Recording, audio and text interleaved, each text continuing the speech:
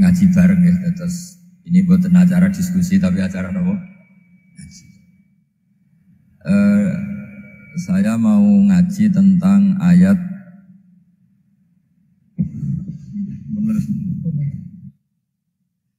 Qul bi fadlillahi wa bi rahmatihi fa bidzalika falyafrahu. Ajarkan Muhammad atau katakan Muhammad pada umatmu, sebaiknya atau seharusnya mereka hanya gembira dengan melihat fadlnya Allah dan rahmatnya Allah. Ini harus kita pahami mulai dari konstruksi yang paling pokok, yaitu akidah. Dua ahwal. Ahwal itu satu perilaku sosial. Tiga mutammimat, sesuatu yang tidak pokok, tapi kita butuhkan dalam mengawal hidup ini. Saya beri contoh, orang itu sampai maksiat, itu karena cari kesenangan. Misalnya baru penat itu, ingin seneng, ada orang yang macam-macam lah, ingin melihat maksiat, apa itu pornografi, apa nyabu, apa macam-macam.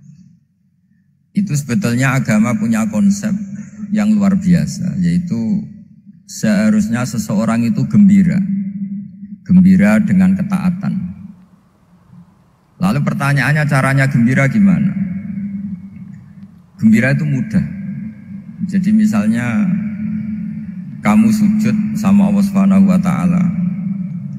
Terus cara berpikir begini, ini sekaligus ijazah. Cara berpikir begini. Ya Allah, ini kata Sayyidina Ali, kafani izzan an akuna laka abdan wa kafani fakhron an takuna li robban. Ya Allah,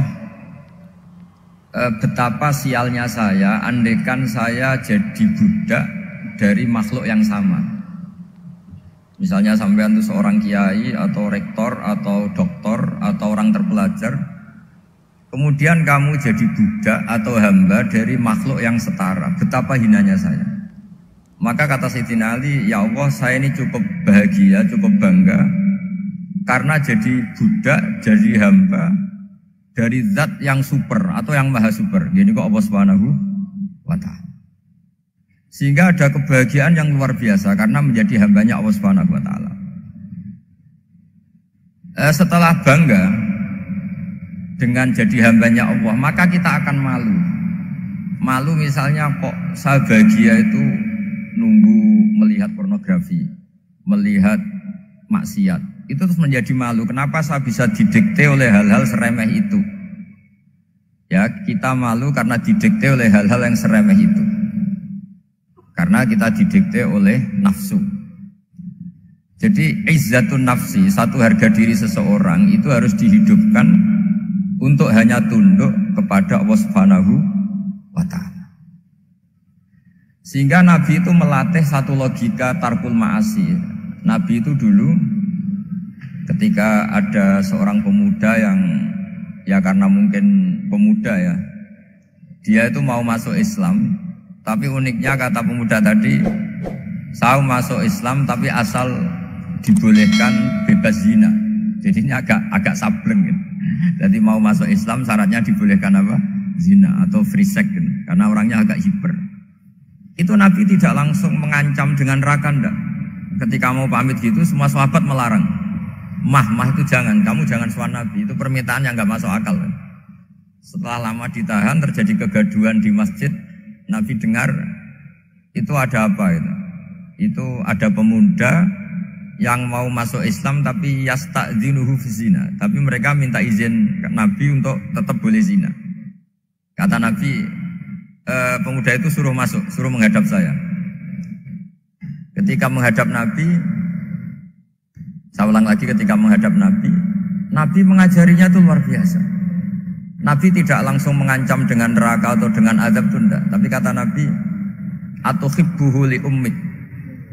Kamu suka kalau ibu kamu itu jadi demenannya orang banyak? Oh enggak ya Nabi, yang demen ibu saya tak bacok kan. Karena ini ya agak preman, di mana-mana orang nakal agak preman. Terus atuhibbuhu li bintik. Kamu suka kalau putri kamu ya digitukan orang-orang? Oh ya enggak Nabi, yang gitukan putri saya tak bacok. Atuhibbuhu li kholatik, kamu suka kalau bule kamu digitukan. Atuhibbuhu li ammatik, kamu suka kalau saudara bapak kamu digitukan. Nabi itu mengeset ya. Cara sekarang itu cuci otak mungkin. Nabi itu meluruskan otaknya anak muda itu betapa buruknya zina. Cara bahasa Arab ditakbih. Betapa buruknya zina. Kamu suka kalau korbannya ibu kamu, putri kamu, bude kamu, bule kamu. Sehingga orang itu matur ya hasbuka ya Rasulullah, ini sudah cukup. Saya tidak pernah melihat sesuatu seburuk zina. Jadi fa'al qawwa fi qalbihi bughdha zina. Kemudian Allah meletakkan di hatinya, menanamkan benci zina. Sehingga akhirnya pemuda tadi menjadi iffah, menjadi menghindari zina. Artinya begini ya, ini mungkin yang lolos dari para kita sebagai dai. Kita tidak belajar banyak tarbiyahnya Rasulullah Shallallahu Alaihi Wasallam. Jadi kalau kita benci maksiat itu jangan hanya ditakhdir, ditakutkan neraka itu enggak. Jangan hanya itu, tapi di logika. Jadi kalau kita menghindari maksiat itu selain karena takut azab, itu ada logika. Ada rangkaian pikiran yang menjadikan kita anti satu perbuatan apa maksiat. Jadi misalnya gini ya, kira-kira ginilah kalau contoh gampang itu. Ada orang gitu ya, nyanyi dengan pakaian yang mungkin pornografi gitu. Mungkin pemuda-pemuda ingin melihat itu, tapi bisa diobati gini. Kok enak dekne mergawe kok tak bayar ya, aku kehilangan duit. Meskipun dengan logika yang agak serampangan, yang penting menjadi kita ini punya harga diri untuk tidak tergantung hal-hal seperti itu. Sehingga Nabi itu cara menggambarkan tadi mulai atuhibbuhu li ummik. Kamu suka kalau ibu kamu jadi demenannya orang lain. Pemuda tadi bilang yang demen ibu saya mau saya bunuh. Ditambah lagi atuhibbuhu li bintik. Bagaimana kalau korbannya putri kamu, bule kamu, bude kamu. Sehingga terus si pemuda tadi betapa buruknya zina. Betapa murahnya zina. Akhirnya pemuda tadi al-qawwa fi qalbi bughdha zina. Terus kemudian pemuda tadi itu sangat membenci dengan apa? Berzina. Nah, pikiran-pikiran seperti ini harus kita tanamkan. Harus kita tanamkan supaya orang itu benci melakukan maksiat karena satu memang takut suhtullah, takut dibendu Allah atau dibenci Allah. Dua, memang logika kita mengarahkan tidak maksiat. Nah ini yang terkait Unisula yang nangani kedokteran, nangani medis. Sesuatu yang dilarang Allah itu pasti madhar.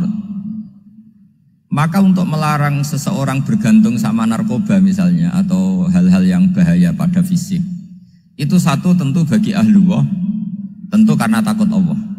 Tapi banyak masyarakat yang memang benar-benar bisa meninggalkan narkoba karena efek buruknya narkoba, efek buruknya ganja.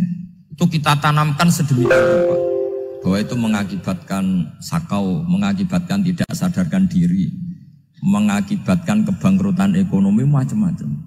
Sehingga mereka benar-benar benci sama yang namanya narkoba. Jadi di antara manhajul Quran itu kalau mentakbih, memburuk-burukkan maksiat itu mesti dikritik innahu kana fahisyah, innahu kana fahisyata wa makta wa sa'a sabila. Innahu kana fahisyata wa sa'a sabila, diulang beberapa kali. Sehingga dibutuhkan kecakapan untuk menganggap satu hal yang buruk itu fahisyah, sesuatu yang enggak rasional, sesuatu yang tidak positif, sesuatu yang pasti berdampak negatif. Sehingga kalau misalnya tadi dibacakan oleh qari kuntum khaira ummatin ukhrijat linnasi ta'muruna bil ma'ruf wa tanhauna 'anil munkar. Untuk berhenti dari kemungkaran itu satu takbihun litilkal mungkar atau litilkal mungkarat, bahwa mungkarat itu kita cap, kita stigmasi bahwa itu buruk sekali. Seperti Nabi mengajarkan pemuda tadi, masa kamu suka ibu kamu digitukin lelaki lain, putri kamu, bule kamu, bude kamu, sehingga orang ini pikirannya termindset betapa buruknya zina. Sama seperti kita sukses memindset betapa buruknya narkoba, betapa buruknya bahan-bahan terlarang. Begitu juga seterusnya, terus pengkhianat dan sebagainya. Tapi problem manusia adalah dia itu akan mencari kebahagiaan atau kesenangan sesaat. Maka caranya gimana? Keinginan senang lewat maksiat ini dilawan dengan nyaman dengan taat. Saya ulang lagi, nyaman dengan taat. Sehingga ulama dulu punya kalimatul munajat, artinya kalimat hubungan pribadi sama Allah yang menjadikan orang itu nyaman.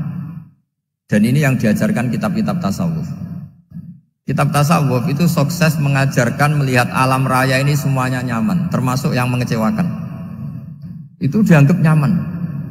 Saya berkali-kali mengajarkan ilmu ini karena ini musalsal ila Rasulillah SAW.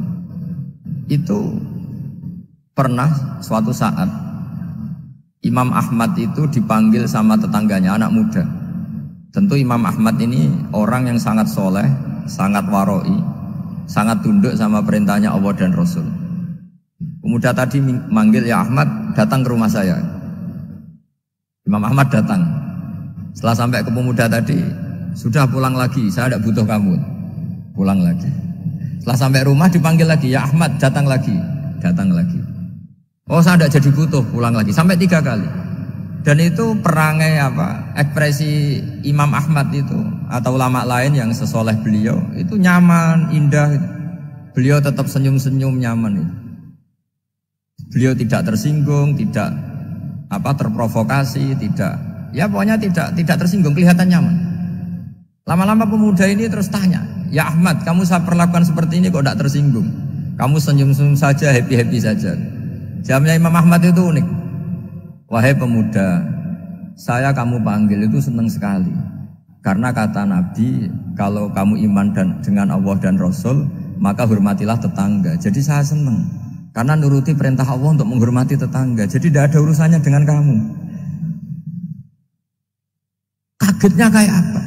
Jadi dipanggil tetangga ya senang karena melakukan perintahnya Allah dan Rasul, yaitu ikramul jar, fal yukrim jaroh. Disuruh pulang, kamu ingin saya pulang, ya saya pulang. Disuruh datang, ya saya datang. Jadi saya tidak tersinggung, saya tidak ada urusan dengan kamu. Urusan saya dengan Allah Subhanahu wa Ta'ala. Itu kalau bapak-bapak istrinya ngomel terus sabar itu ya bagus. Saya tidak punya urusan. Kalau kamu terprovokasi oleh istri, berarti kamu didikte oleh makhluk. Masa seorang rektor didikte makhluk? Kan tidak keren. Apalagi seorang habib didikte makhluk, kan tidak keren. Yang bisa mendikte kita hanya Allah Subhanahu wa Ta'ala. Dan Allah mendikte kita, mengajarkan kita wa ashiruhunna bil ma'ruf fa in karihtumuhunna fa asa an takrahu shay'an wa yaj'alallahu fi khairan katsira. Jadi cara melihat istri kita bawel gitu atau cerewet, alhamdulillah ini ada pahala tanpa modal, cukup sabar. Kalau istri kamu sedang mesra malah mintanya ke mall, malah biayanya tinggi. Murah mana dapat pahala dimarahin sama saat mesra minta ke mall? Milih yang pertama kan? Nah ya itu tidak usah modal itu. Ya gitu aja. Jadi kalau istri sedang marah bawel, anggap saja ini rezeki. Dapat pahala tanpa apa? Biaya. Nah kalau pas rukun malah nantang ke mall, biayanya malah tinggi. Jadi ulama dulu itu melihat dunia itu happy. Pernah Imam Syafi'i dikasih tahu, orang yang tadi nyium tangan kamu ya, itu di rumah menghujat Anda. Jadi dia sopan hanya di depan Anda, kalau di luar menghujat Anda. Jawabnya Imam Syafi'i lucu. Ya baguslah. Yang cerita ini kaget. Kenapa bagus ya Abu Abdillah? Kalau manggil Imam Syafi'i ya Abu Abdillah. Ya berarti saya masih wibawa, di depan saya tidak berani katanya. Jadi dipandang enteng saja.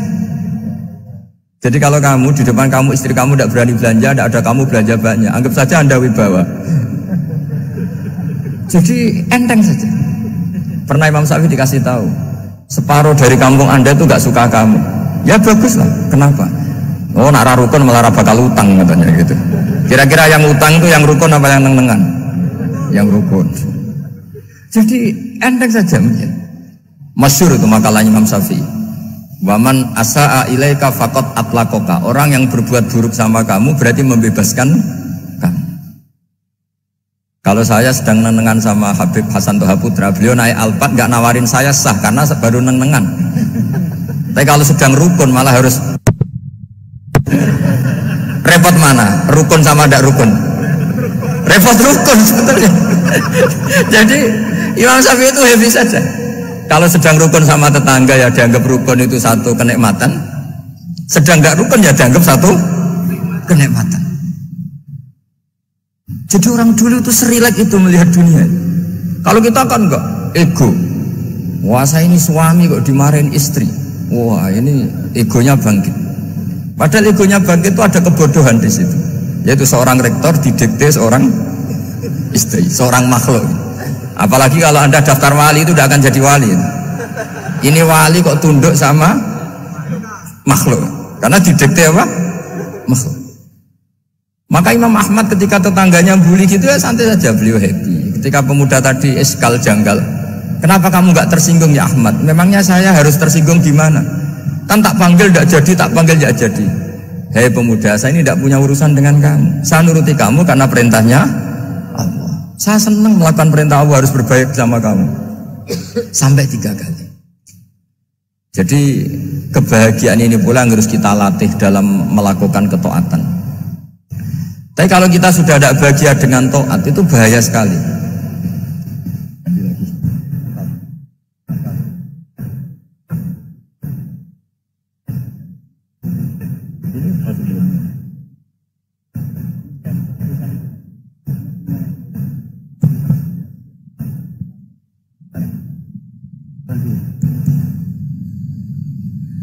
Harus gini Bang prosedurnya. Di DP maklum gitu.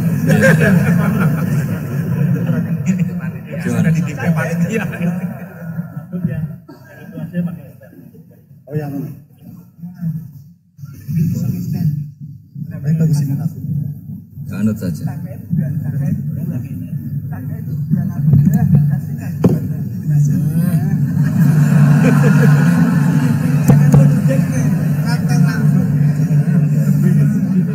Ya.